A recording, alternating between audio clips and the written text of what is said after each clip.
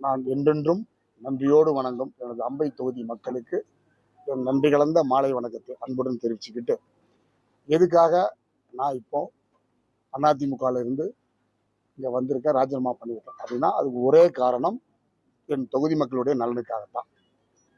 நீ ராஜினாமா பண்ணி தொகுதி மக்களுக்கு என்ன செய்ய போற, அது உங்களுடைய கேள்வியாக இருக்கும்.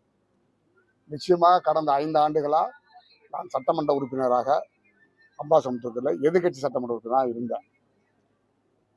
என்னுடைய சட்டமன்ற நிதியில் என்ன பண்ண முடியுமோ அதைத்தான் பண்ண முடிஞ்சதை தவிர வேற எந்த விதமான நலத்திட்டங்களையும் கொண்டு வர முடியல. குறிப்பா முன்னாள் முதல்வர்கள் உங்க தொகுதிக்கு தேவையான 10 கோரிக்கை கொடுன்னு கேட்டு நான் கொடுத்து இதுவரைக்கும் எதுவுமே நடக்கல. என்னுடைய மக்களுக்கு நல்லது செய்யணும் அப்படின்னா நான் ஆளுங்கட்சியுடைய ஆதரவோடு செயல்பட்டாதான் நிச்சயமா நல்லது செய்ய முடியும்.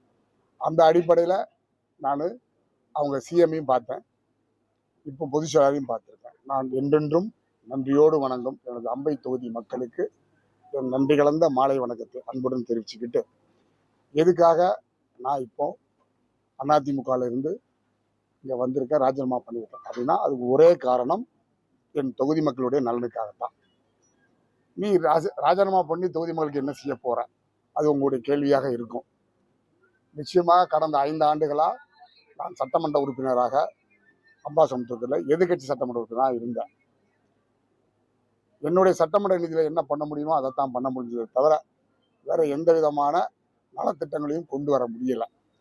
குறிப்பா முன்னாள் முதல்வர்கள் உங்க தொகுதிக்கு தேவையான 10 கோரிக்கை கொடுன்னு கேட்டு நான் கொடுத்து இதுவரைக்கும் எதுவுமே நடக்கல. என்னுடைய மக்களுக்கு நல்லது செய்யணும் அப்படின்னா நான் ஆளுங்கட்சியுடைய ஆதரவோடு செயல்பட்டாதான் நிச்சயமா நல்லது செய்ய முடியும்.